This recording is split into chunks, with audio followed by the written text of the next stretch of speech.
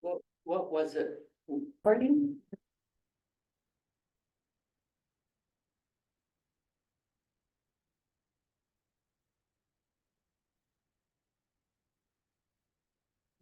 All right, Howard, I'll go ahead and work to call this meeting to order. We're not official because we don't have Jennifer on site. And we'll make this your first onboarding of finance since you've returned. Yeah, I did see that you have filed for candidacy or are planning to. There's your documents, excellent. At this point, I saw no other candidates who have applied. yeah, So let's work under the assumption that you're going to be staying on this committee through the next year. You good with that assumption? yep, Okay, perfect. That also then just allows me to continue as though we're all on the same page. Yeah. We aren't really calling to order, not really worried about roll call. There's no public and or public in here, so we don't have to worry about public comments. So let's go ahead and talk about review of financial statements. I will note that we are currently working with Marnie, our bookkeeper. She has an opportunity to bring a new reporting program to us that will allow all of our same reports, but with a little more detail and including some graphics and a narrative that may go with it. wow, So you'll be seeing that come forward in the next month or two, once we finalize to make sure that we've got all the correct reporting the way we want it. So we'll run through today, these reports will look like the ones you've seen before. Yeah. But just letting you know that obviously you're gonna be seeing some changes coming forward. Once we've gotten them tailored from the staff standpoint, we'll run through them with Jennifer and you to make sure that you're comfortable with the format. And then we'll adopt them going forward. Great. Sound good? have I met Marnie? I don't know. Yeah. You would know if you would remember if you had. I think you're right. Alright. Yeah. So, what we may do is maybe we'll ask Marnie to sit in on the next finance meeting or when we do those Mhm. reports. So that she can hear directly any feedback you two may have. Okay. Okay, so let's just make a note to invite Marnie, once we have the new, reporting process. And does Susan regularly attend? She is typically here for this meeting, because we're not gonna be taking any action today. It didn't make sense to include her in this meeting since she can't really speak on it. So what, given that there's Marnie, what Uh-huh. role does So- Susan play? Susan is the district's accountant. She is our CPA, so she has much more oversight and review over the financials. So what'll happen So is, it's the same as he's, it's same as she has always done, right? The things that have really changed since, your reoccurrence onto the board was that Judith has much more of a hands-on of how things come in. So she took over everything that Wendy did. I hope not everything She, that Wendy did. she does have. She has all of the obligations that Wendy's role was responsible for. And now obviously a lot more. My politically correct statement. Yeah. Duly noted. All right, so what'll happen is pretty much everything gets funneled through Judith. She'll make sure all APAR is essentially on target. Then she works with Marnie to make sure that we are assigning all the correct expenses to the correct spots on the budget. She's making sure that we are in compliance with all of our receipts on the credit cards. She makes sure that we are following in line. She's also our primary contact with the account, or with the auditors. Okay. Then Marnie comes in once a week for a few hours to do the checks, to reconcile deposits, do all of those pieces, right? And then near the end of the month, Marnie and Susan get together, reconcile the month. Marnie has all of her reports. Susan provides complete oversight and review of all those. Once that is done, those reports are generated for us. Raquel and Judith and I typically will look at them. Raquel makes sure that they're available for this meeting. So that's our process. Really professional. I think so. Yeah. We've definitely streamlined it from what you saw before. There's a lot fewer rabbit trails that we've got to go down. Yeah. It's much more streamlined. I lay that mostly at Judith's feet because efficiency is her middle name. That's what we named her. She gave it to herself and we all agreed. There was consensus. There was consensus. Good. So if you're good with that, we'll run to report one. Yep, okay. Mhm. All right, so report one is our balance sheet comparison of June to July. Yeah. And if you scroll down generally kind of to the bottom, you'll see what our total. Okay, I'll tell you what. Next page. There you go, You right? need to move. Yeah, I did. Okay. So I don't need to move that. I'll just move me. Do you want to look at the screen better? Yes. Okay. Yeah. I will make it bigger for you. Yeah. And then anytime, Howard, if you want us to print out a set of paper financials, just let us know. Yeah, I will. So I probably got these, right? And Yep. because I couldn't, Mhm. yeah. Mhm. on the board portal? Mhm. You guys, oh, Yeah. okay, yeah. Yeah, and we keep, So all- ordinarily I would be Yep. bringing those with me. okay. Yeah. All right, perfect. So total liabilities and equity for June was the 13.5. And I won't go through the exact numbers because they're there on the screen. Yeah. Total liabilities and equity for May was 13.6. So we saw a decrease of about, of 87,000. That's again, not really a surprise as we go into fiscal year end. And so we had a decrease in assets. We had a What- decrease overall. Yes, So what was the decrease in assets? it really has had more to do with our equity. You can see can you reduce that just a Make little it bit? smaller. Yeah. There. We go. And if you scroll up a little, as you're looking at report number one, you can see across the line items where the area has changed. One of the main areas that you'll see is under our fixed assets, Yeah, yeah. the accumulated depreciation for all buildings. That increased. The number increased, so it shows a larger negative.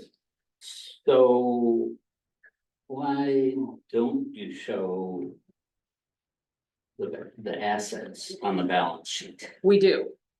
Where is that? That is where we're at, is under, On the screen. Here, this Oh. one actually might be able to help. Yeah. oh yeah, you're not gonna see that on the treasurer's report, Howard. Okay, how come? Because the treasurer's report is just the overview narrative, Yeah, where in the financials directly, you'll see it on the balance sheet. so, Teresa, will you go up real quick and make a copy of this packet? Yeah, So, this is, okay, so I see Let me- what we're doing with Yeah. our equipment If depreciation. you- our equipment depreciation is what she was pointing to. I'm good. Yeah, You're good? yeah. Yeah. Do you want this one, or are you okay with that one? Yes, please, Teresa. I can't read that far, so. We're printing you a copy. Yeah, Well, it wasn't, It's good. There you wasn't that go, I couldn't Teresa. see it, Thank I you. just couldn't see the assets. Yeah, you won't see that on the treasurer's report again, because that's just an overview, Yeah, whereas the actual balance sheet and reports that are in the packet do have those line items. gotcha. Okay, so, that's where you saw the largest change overall on just the balance sheet itself, Mhm. okay? And I'll let them, bring that down so you can take a look at it. Again, the balance sheet is just a 1 month snapshot, Yeah, right? so why don't you just scroll up to assets for me, please? All right. First page, right? Yes. Here we Yep, go. yep, yep. There we are. A little bit Okay. more, a little bit more, a Yeah, little bit got it. more, right there. So Got it. accumulated depreciation, that has to do with all of the buildings, Yeah. so. We had a lot more depreciation, obviously, as we've invested in both buildings, you're going to see that hit. I like to tease Yeah, Susan and Marnie that this isn't real dollars. Right. Only, it is, because it is a change in our asset status. But because we don't pay taxes like a regular corporation, we don't attend to that depreciation the exact same way you would in. Well, just a suggestion, and this is a minor one, since we know that liabilities and equity are the same number as our assets. So any change in the assets is gonna make the change in the liabilities and equity. So what I was curious about, and what you told me, is what the change was in the assets, which then caused the change in liabilities and owners' equity. So that's good. Okay, Yeah. good. All right, well then we'll scooch down to report number 2. That's our income statement. And again, that is a 1-month review. It just so happens that this is also our fiscal year end. And what we saw is that the net income for the month of June was a negative 104,000. Again, this is very common in the month of June. We get very little property tax in June. And we typically have a higher expense because we're finishing out a lot of the fiscal year end bills, right? Everybody knows to bill us, or we start chasing people down to make sure they bill us. I'll leave that there. Most of that has to do with income though. Gotcha. Okay, so that one's fairly self-explanatory. Does that make sense? Mhm. Okay. The only thing of note really, we had some community development disbursements. That is what we have renamed that community investment fund from back in the day, which has to do with the improvements of Mission Road property and this property. So as we spend money with SiteLogic, as we spend money to fix sidewalks or bathrooms or roofs or something, that's usually where you're gonna see that community development disbursement value. Okay. Make sense? Mhm. Okay. So we'll go to report 3. And I don't recall when we made this change, Howard, but I think it happened after you were gone and before you came back. What we did is we started breaking out report 3, which is our profit and loss actual versus operating plan or budget. Yep. And we have admin and we have wellness center broken out in 2 separate reports so that we could get a much more realistic idea of the expenditures Mhm. of the wellness center. Yeah. Because the wellness center doesn't necessarily generate income the same way the district's admin would, as far as property taxes and such, you'll usually see that the wellness center is going to be running at a loss. Well, of course, but that's still part of the district. It's still part of our overall operating budget. We separated out these 2 reports just so that we could attend to some of the expenses for the 2 separate components of our operations. Does that make sense? Yes, it does, a lot of sense. Let me ask you this, so this report, number 3, Mm-hmm. is for the year. Typically, do you do a budget versus actuals for the month? No. You'll see normally you'll see where the month is compared to year to date Mhm. overall, Mhm. but we don't do those individual monthly snapshots. It's too tiny a variance. Gotcha. So you'll see that overall in report 2, just not separated out. Yeah. Okay. All right. So when we look at report 3 for the administrative class or the administrative operations, the district was over the planned budget in year-to-date net income in that we had more money than we budgeted. Yay. Right. By $542,000. There's a number of reasons for that, but the main reason really had to do with the fact that our investment income was considerably higher and our property tax revenue was considerably higher than anticipated. Yeah. It, That's because of the new housing, is that? correct? I think it's more than just that. I think I was very conservative in my budgeting estimates. So I think all of those come together to show that we received more income than I had budgeted. Yeah, good. Which is the, as far as I'm concerned, the correct direction. Yeah. As you look at sort of the subclasses. And where are you at? I'm at admin. Okay, go up, if you Mhm. will, to the first page. Yeah. Right there. Okay, you'll see, if you look under the expenses Mhm. and you go to total community health contracts. We were at 95% of what was budgeted. That only the difference on that had to do with the fact that we budgeted more for North County Fire's ambulance and they were able to come in under that amount, so there was a savings, right? So scroll down a little bit more. Keep going. I'll have to stop right there. So you'll see that district direct care was only 63%. That's only an $800 under the budgeted. Mhm. Total legal and accounting services, we were almost spot on, hitting at 100.18%. Mhm. So scroll down again.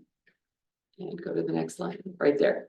And if you look at total office expenses, we're sitting at 108%. So again, I think the overall theme here is that our expenses were essentially fairly on target. Yeah, Our income was over. So while we had additional funds, we were not, we weren't just out spending willy-nilly because we had money left in the budget. good job. So let's go ahead and go down to the report number 3 for the Wellness Center. Mhm. And again, you'll see that the way that the dollars work, it shows that we are again over the year to date in net income by 153,000. I don't really worry about the income component of that because we knew overall that we hadn't really planned to charge a lot. So program fees, initially there had been some concepts about charging for things. The board changed its preference, and so we didn't pursue some of those. Same thing with the event rental space. We budgeted for 15, we actually brought in 12, so pretty darn close on that one. And as we look at district direct care services, under our expenses, we didn't spend nearly as much as we expected under health services and clinics. Again, previous year when we were budgeting, there had been a potential partner coming online that we would have been paying for services. Mhm. That partnership did not come to fruition, so we didn't spend quite as much of that money.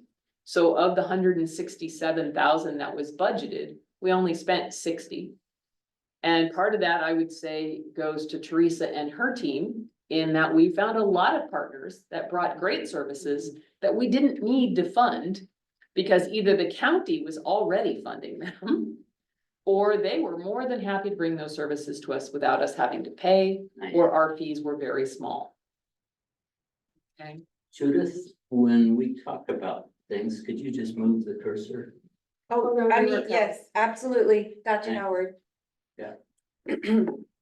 okay, so we'll go ahead and scroll down. I think you can keep scrolling. You'll see there's just a lot of areas we didn't spend Yeah. as much money in. Good. So that when you get down to that net income where we're at now. Yeah. You'll see that I projected a loss or an expense of 680,000 for the wellness center. Yeah, And we actually only spent 545,000. super. So that's why it looks like we had net income that was positive. It's just we didn't lose as much as I budgeted. Right? And again, it's not really a loss, it's an investment I was in gonna district say, programming. we didn't invest as much, right? Exactly, because we had some great partnerships that invested those dollars for us. Right, okay. Alright. Reports 4, 5, and 6 are all the investment reports. Typically, there's not much to report on those. On the screen, we do have the LAIF report, which shows the $149,000 transfer out of LAIF back into the district's operating account to reimburse the operating account for those community development disbursements or those improvements to primarily the wellness center property. Mhm. And that's a project we've done since you remember forever. Yeah. Report number 5, Cal Trust. What's different here from what you may have seen in the past? And Raquel School a little bit more. There you go. You'll see that there's actually 2 different accounts now in Cal Trust.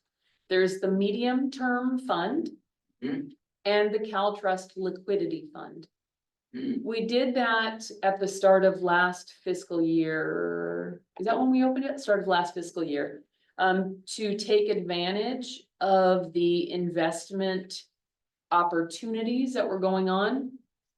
With the inverted yield curves and all the various things. Mhm. These very, very short-term funds were making higher percentage gains than the longer term investments. So the medium term fund has a longer investment before payout, and liquidity fund is a much faster, which is why you'll see the amount gains usually overall have been larger for that liquidity fund. I will tell you that Jennifer does plan to discuss a little bit more about these investment tools at the board meeting, so I don't want to go into this too much because that's her thunder, All right. if you will. Good. Same thing on report number 6, which is California class, which we also opened. Yeah, I was gonna say, that's a new one, huh? That's a newer one. Part of the reason we opened that is that, again, we wanted to be able to take advantage of that average monthly or that higher yield. You'll see in the upper right-hand corner, if you want to put your cursor, the yield on that one was 5.4%. That is a very Yeah. good rate of return. Yeah. California class is a newer tool. Again, it is compliant with all of the safety requirements that public investing must do.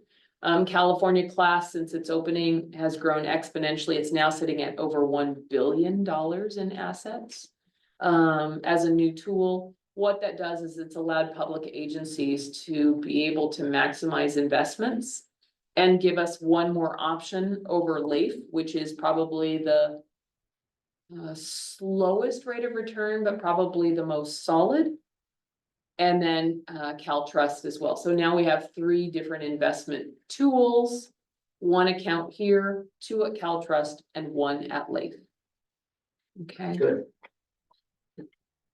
all right, so we'll go to report 7. Oh yeah, actually scroll up one more time, sorry. In the packet, you'll see this overall compliance report. And that is the narrative that Susan puts together for us, which is an overall tool indicating what the district's balances are in a more narrative format and all on one page. We don't usually read that. That's put in there generally for anyone who has more interest in reading it. And again, Jennifer will be reading that aloud, essentially. You know, and this is neat, because I was about to ask who manages these, and like, those are right there. Yeah. Wow. Yeah, now I know Jennifer will probably bring forward a conversation about who advises the district Mhm. on our overall investment management. Yeah. And we do not have a separate individual advisor for that. Mhm. So typically what has happened is Judith and I, mostly Judith, will look at where things are going with the market. We will discuss either with Cal Trust or LAIF or California class with those representatives. Yeah. And or Jennifer, or previously before that, Terry would come forward and say, how are we capturing this market? Mhm. And it was a discussion, Super. which is how we brought forward the liquidity fund. Yeah. And we brought forward California class to Yeah. be able to capture that. How did you know about those new funds? We go to CSDA, we receive the various communications from them, they reach out. you know, after having gone to CSDA meetings, those vendors are typically there. Yeah. So we've talked to them I and have never been to a CS. you have not been to CSDA. Ever. So this will be your first one in September. Delighted to. Good. Okay, that'll be, insightful. Yeah. You'll be able to compare that to ACHD and you'll Right. see a very specific to healthcare and specific to special districts, which have some very Yeah. strong overlap, obviously, but it's a perfect Venn diagram. You got ACHD, Yeah, CSDA, and then where they overlap in the middle. And in that middle zone is where we've found a lot of opportunities that the district has been able to embrace in the last few years. that's great. Yeah. Good. Okay, so if you're good, we'll run to report 7, which is our check detail report. You'll find that this is a different format than you may have seen before. We moved from QuickBooks on desktop to QuickBooks Online. When we did that, QuickBooks Online has some very different reporting that is not as tailorable as the desktop version was. This report we worked on and found that we actually like this format a little better in that the vendor or who we paid is listed alphabetically along the left. Mhm. Then it says transaction type, the number, the amount, and the split. What's nice here is that you'll see for every red, there is a black, which means here was the bill and here was the payment, right? So the red is the payment that shows we sent money out. Mhm. So it's a good way to check, did we pay the same amount as the bill? Yeah, Now, generally, that's going to occur because it's how data entry is done. But you'll also be able to see who all of the vendors are, who we are paying our bills to and from. Yeah. Among, whatever is the correct way to say that right there. So sometimes Jennifer will take a little bit more step, or will take an opportunity to point out a brand new vendor if something comes in. So actually, Raquel, I'll have you scroll back up. Right at the page break, go up a little higher, right there. At the bottom of that page, it shows Department of Industrial Relations. Mhm. And then at the top, at the next page, is the actual bill and payment. So Department of Industrial Relations is what we have to pay whenever we're doing public works projects to make sure that our vendors are paying prevailing wage. Right, so DIR, as it's referred to, is something that you'll see random. It's not a regular bill. So it's not usually super expensive, but we usually still have to pay something. Okay. On the far right hand where it says split, it shows Pacific Western Bank checking. Obviously, that's the account we spent the money from. Ah. And then right below it, it says office expenses, maintenance and repairs. So you can see where on the budget Mhm. that expenditure lives. And that's something that's a little bit more transparent, if you will, than the old format of how we reported. Yeah, So we can just kind of, so it's Yes. so we paid VIR for office maintenance and repair. maintenance and repairs falls under an office expense. Okay, gotcha.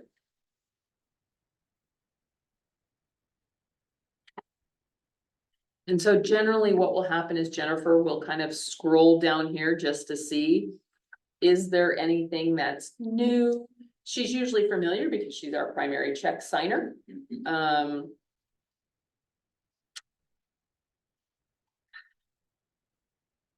Actually, let's go down to Jeff Scott's bill. Wow, And I'm gonna point Jeff out for a reason. what page? are we- So that would be 3 of 5 on that one. All right. So Jeff G. Scott Esquire. Mhm. Jeff didn't give us a 1 month bill of 13,000. Jeff had been significantly behind on his billing. And so we have been pestering him to get caught up. Mhm. So this final $13,000 bill did allow him to get caught up for the most of the fiscal year. I believe we're still, is this the final full? Okay. So just wanted to let you know, because that looks like a gigantic bill.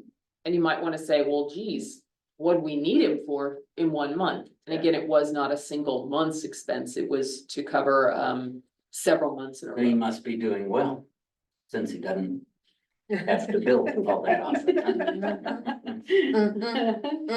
Perhaps. So moving on. You can just see the rest of the expenditures there. There's not really anything else of note, to point out. Everything else is pretty standard. Yeah,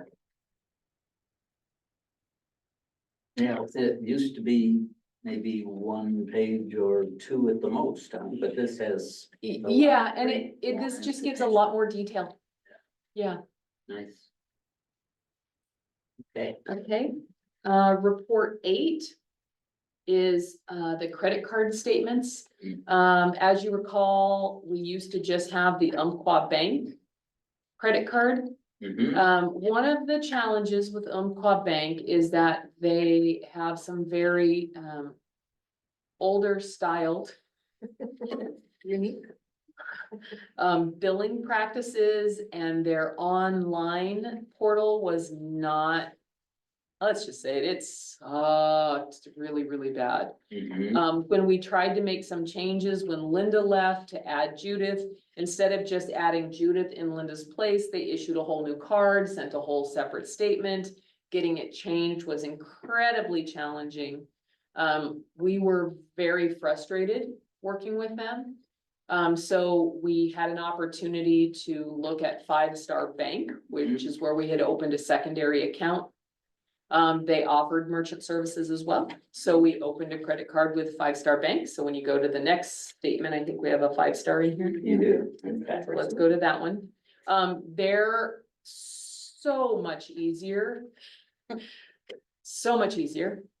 And so we're looking to really move all of our expenditures out of Umpqua and on to 5-star. So our goal is to hopefully have just the single credit card statement in there. Yeah. We're noticing as the world has moved more and more to online payments and credit card payments. It's still important that we keep this in there because then you can see what has been spent. But not only that, we are going to go ahead and keep the Umpqua accounts open. So that, let's say, for example, here's the perfect example. When the ACHD conference comes on, there's you and Bill. Then from the staff, we have myself, Teresa, Bianca, and Jasmine. Well, board members, you cover your own expenses for the hotel. Right. But for the staff, the district credit card will pay that hotel bill. That can be a big expense all at once. Sure. So not only will we be at ACHD, but in that cycle, we have a number of other large expenses that hit through the credit card. So this will allow the district that flexibility to cover those travel expenses without worrying about the staff having to use personal credit. Okay, but you'll see both of these statements always put into here, but most of the time you'll just end up seeing 5-star Bank. So in the future. Does that make sense? Yep, it does. Okay. So those were all the credit card expenses. Really, the only thing that was of note in this last year or in this last cycle was I went to Chicago for the Society of Human Resource Management Conference. So there's some random things like, oh, I don't know, Wrigley Field. Yeah. Well, that's where I bought dinner that night. Good. It was not beer, it was food. Yeah. The district does not pay for alcohol. Right. Did the Cubs win? No. But it didn't matter. It was a great day at Wrigley Field. Yeah. So Oh, that's great. anyway, so Oh, how was the pizza at Giordano's? oh man, Amazing. it was Oh, so yeah. good. Oh, Giordano's pizza. So good, so good, so good, so good. Okay, unless you have any questions on report 8, we'll move to Nope. report 9, okay? All right, report 9, again, a little bit of a different format that we've been working on over the last year. Again, as a reminder, this used to be called the Community Investment Fund. Mhm. We renamed it because calling it an investment fund was always confusing since it wasn't a true investment vehicle. Yeah. So we renamed it to Community Development Disbursements. We're investing, Right, but we're actually developing our community resources, which is mostly the wellness center, but sometimes the property over here. We also changed it so that you could see the expenses by month. Right, so you can see generally where we've spent things in the month of April versus the month of August, for the month of September. That kind of thing. And then you'll see that we give a cumulative total along the far right side. Yep. And if you'll scroll down a little bit down to the bottom. A little more, you'll be able to see essentially the running total for the end of the year, which shows 1.4 million that we've invested. yeah, Now, there's a little bit of a discrepancy there. If you look up to the month, a few months earlier, especially, it shows of February 2024, a $1.3 million expense to SiteLogic. mhm, That they have booked the total contract amount for SiteLogic, but we haven't paid it out completely. So they debit across to that amount so that we know exactly what we've spent. Okay. Okay. So we didn't actually spend all 1.3 of SiteLogic. Yeah. But we will be pulling against those dollars. Yeah. Okay. what, just that raises, what are the current things that we are doing there? So for SiteLogic, right now we are 100% through with design phase. They actually have the designs at the county and we're waiting for approval on all designs so we can start pulling permits. And that will allow the vendor to start doing the trenching, mobilization, supplies of all of the solar infrastructure for the wellness center parking lot. So in addition to the permits, what has the county got to do with before the permits? Nothing. They have to approve the designs What, and why? because the county likes to approve everything. They're responsible to make sure that the design is compliant with ADA requirements, with building codes, all So of that. that's not included in the permitting. It is part of the permitting process, yes. Oh, Yes.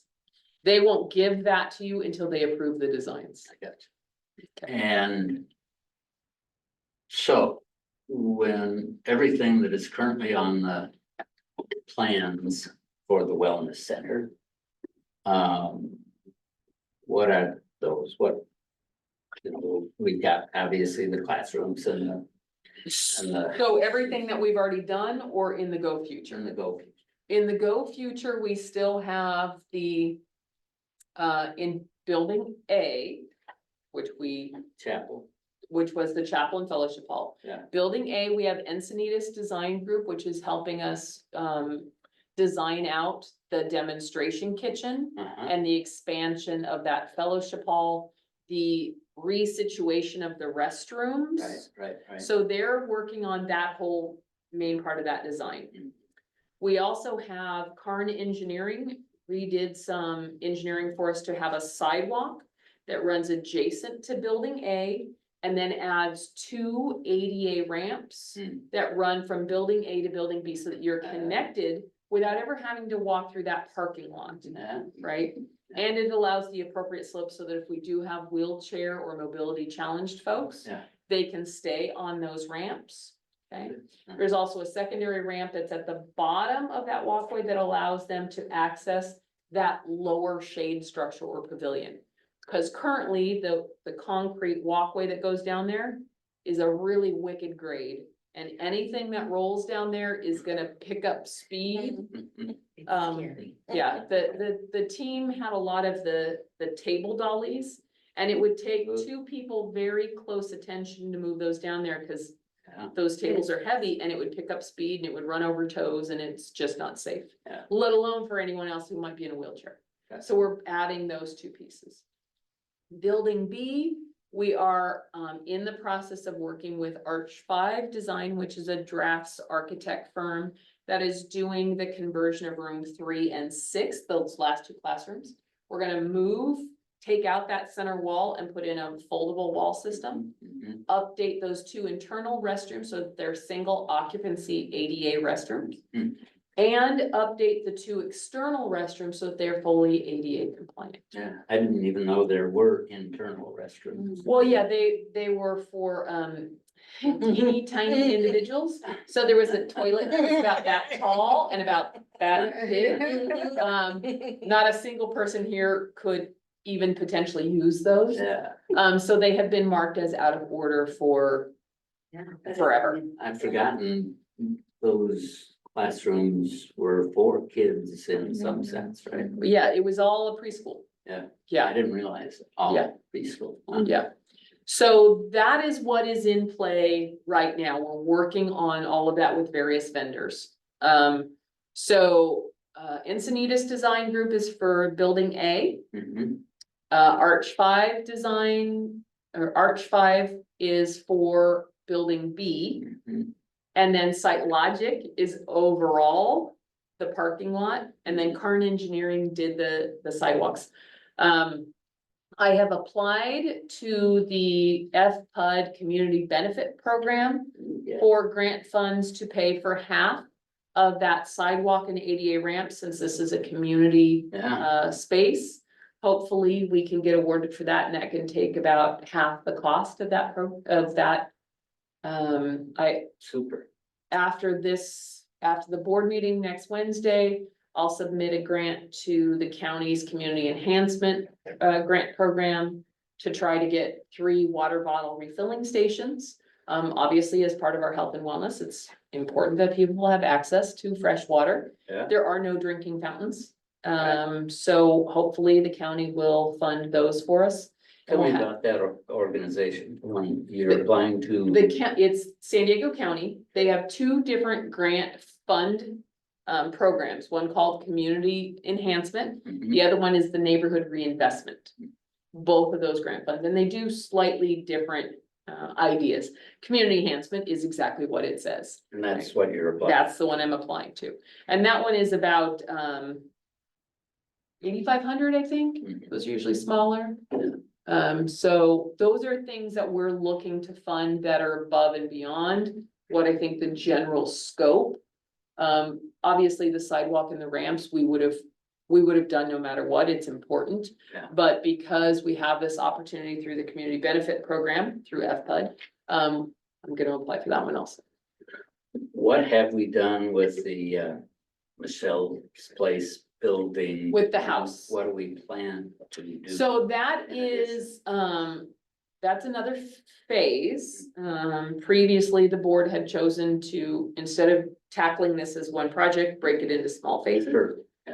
So that phase is after these other projects are done. We will have to do significant construction there. The front entry to the building is not ADA compliant between the threshold and the doorway, as well as access to the restroom. You can't get a wheelchair through the. So all of that will have to be handled. We're letting the other 2 buildings get handled first. Sure. Michelle's Place, we moved them from grants to an MOU. And what we're finding is that it's a much smoother transition. So people call and say, I need to see someone. Michelle's Place will send a representative there instead of the person just sitting there waiting for someone to walk in, right? So they're still using that space in the house, Mhm. but generally the house is kind of kept as secondary meeting space as needed. Right, because it has more access challenges. Okay, Good. so you'll see that coming forward, but there's only so many construction projects we can handle. Mhm. Yeah, yeah. Right.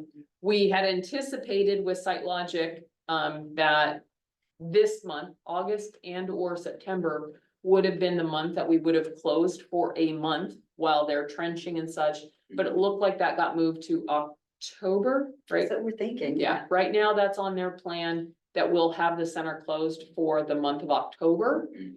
So that that parking lot, when that's under all kinds of, we don't really want the public in that construction zone. Sure.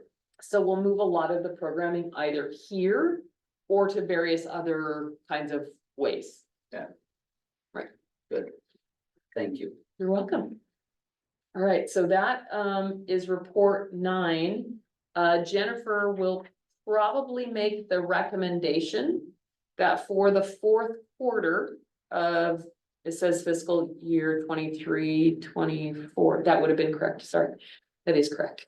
I forgot what year I'm in 24, You're in 24, 25, but from expenditures from the last, we're looking to have LAIF reimburse the operating account to the tune of 245,000 for expenses that we've already put in.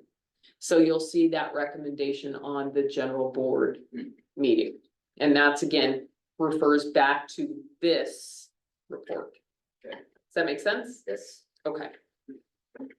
excellent. All right, and then Jennifer just typically reads that final statement of disclosures, which is the investments of the district are in compliance with the district's 24-25 investment policy. Mhm. The balances of the district's investment accounts give the district the ability to meet its expenditure requirements for the next 12 months. And again, that's obviously important so that, God forbid, we have another pandemic or disaster. The district would be able to meet its obligations and continue to offer programming. Isn't that great? So that is generally how we do finance report. It usually goes much faster. But I wanted to give you a lot of the background so that you're familiar with the reporting as that goes forward. Thank you.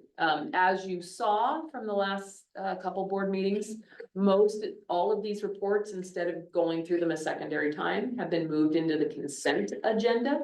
So that during the meeting, there's more time for discussion about projects or whatever may be going on, instead of just a regurgitation of reports. Seems to have been largely accepted by most of the board members, so Yeah. that's why you don't see this at the same time. Bill will always ask fellow board members if anyone wants to pull something from a consent agenda. So let's say you wanted to address something from report 9, the community development disbursements. You might say, I'd like to pull that report. You could then pull that out of the consent, discuss it, so on and so forth. Without having to pull the entire report. Exactly. Good. So that is all I have to say since I've said everything. It's more than enough. Okay. Yeah. So since you're back on finance, I know you're already familiar with the district's financials pretty well, but wanted to make sure that you saw some of the changes that have come forward in the last year and a half or so. Yeah. When I joined, before you arrived, Mhm. I was the treasurer. And this is leaps and bounds better than that. I would imagine that's true. I would also state that they're absolutely much more concise. Since we've changed over our finance team. Marnie has an increased understanding and skills. She and Susan work very well together. Judith's experience also allowed us to streamline so much of this. So it really has gotten to be a much more efficient process here. And still stay incredibly transparent, Mhm. which has been a priority for the district from the beginning. Sure. Good job. Anything else? No. You'll always see that Teresa is in on this meeting, and part of the reason is obviously Yeah. as the center administrator, and as of last year, she owns the budget for the wellness center. Isn't that fun? Oh, yeah. So I have less ability to say yes and no. Yeah. Right, I generally try not yeah, to. they interfere. Right, because as operations have really gotten up to speed over there, she and her team know when they need more chairs or how supplies have moved. Where in the beginning, obviously, we were still trying to figure it out. So now she owns the budget, so when we talk about report 3 that talks specifically to the wellness center. If something is well over an expense budget, I'm gonna point at her. She doesn't have carte blanche freedom, obviously, Judith does purchasing, so if most of the purchasing, Teresa does have more availability to do those things herself, but it just allows her that freedom and flexibility. And then we can provide oversight, and then Teresa does an amazing job to just communicate of, hey, we really need to have these giant whiteboards, and here's why. And I go, no, we're not gonna spend anything, and I go, oh, that seems like a good idea, we should get 2. I think How that's, it goes. yeah, I think that's how that last one. But the idea is, we're working in concert from where we started. With trying to figure out how the center was going to run, to really seeing how it is functioning now, how it's successfully functioning now, and how we can anticipate in the future some of those things coming online. So we really are trying to take a long view towards it. Good. And that's all I have. So you can adjourn us at any time you'd like. Unless, of course, obviously you have any questions. No, I have no questions, and unless there are further comments, we are adjourned. Awesome. Thanks, sir. Appreciate that. Welcome to the finance team, obviously. I know you know how to do it.